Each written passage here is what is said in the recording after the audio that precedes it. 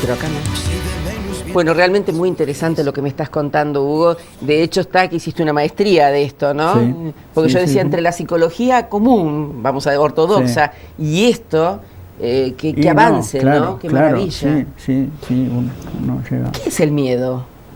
O sea, vamos a hacer como un pequeño cuentito, Alejandra. Es como si la evolución natural o la naturaleza por un lado y Dios por otro, cuando crean al ser humano, hubiesen pensado, bueno, ¿de qué hay que dotarlo? ¿Cuál es lo primero que le tenemos que dar al hombre?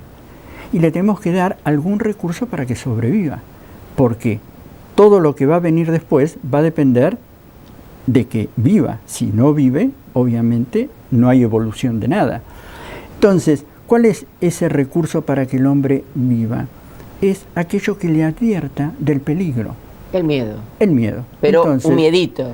El miedo, digamos, lo que hizo la evolución o Dios fue crear en nuestro sistema nervioso un pequeño centro que se denomina amígdala, que no es la amígdala acá, sino la cerebral, que lo que hace es un microprocesador, la amígdala. La amígdala lo que hace es recibir la información y la procesa.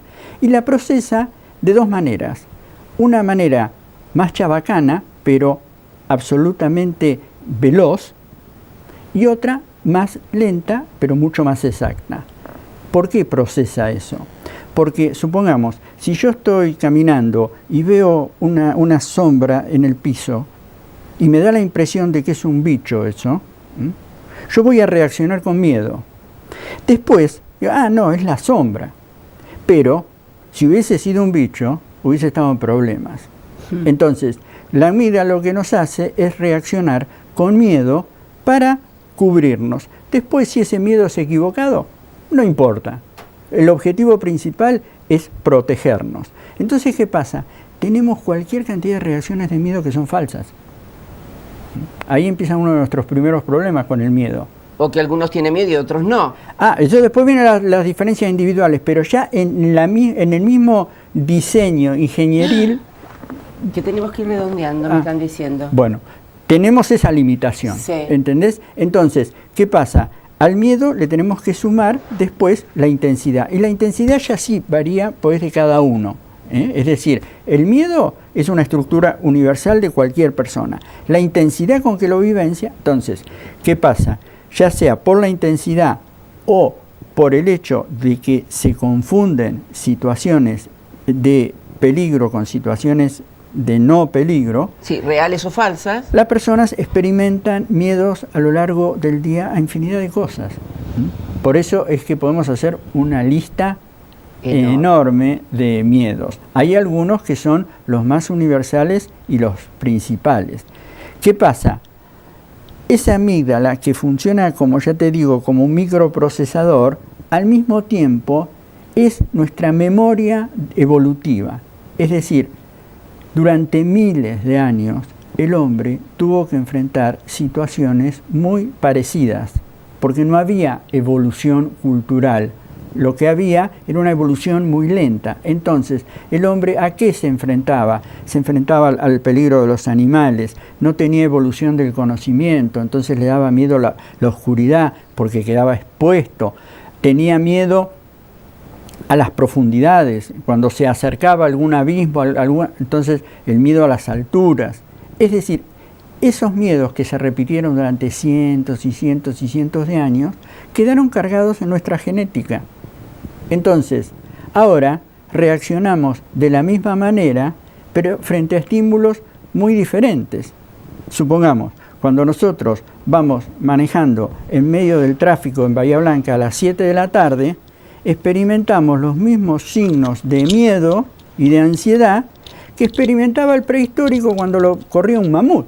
Nada más que ahora no nos corre un mamut, pero nuestra reacción es igual a la que tenía nuestro antecesor de hace cientos y cientos de años cuando lo perseguía un mamut. Entonces, ese nivel de miedo y ansiedad lo ponemos en situaciones muy absurdas. Nos ponemos a transpirar cuando tenemos que hablar frente a un público porque nos sentimos en peligro ¿de qué? De humillación, cuando no hay ningún peligro. Pero ancestralmente, si a nosotros nos separaban del grupo, nos dejaban solos, sonábamos, no podíamos sobrevivir. Yo te propongo, porque ya me hicieron todas las señas del planeta, que nos quedamos sin tiempo. Ahora seguimos online, en nuestro espacio exclusivo online. Lo que a mí me queda de todo esto es que cada uno verá a qué le tiene miedo, pero que hay soluciones bastante efectivas y rápidas. Sin duda. Con esta nueva aparatología, si se quiere, ¿no? Sí, sin duda. Desde la pantalla del 7 te digo gracias, pero ya, no, gracias a vos acá por la sentaditos, seguimos conversando. Gracias, Alejandro.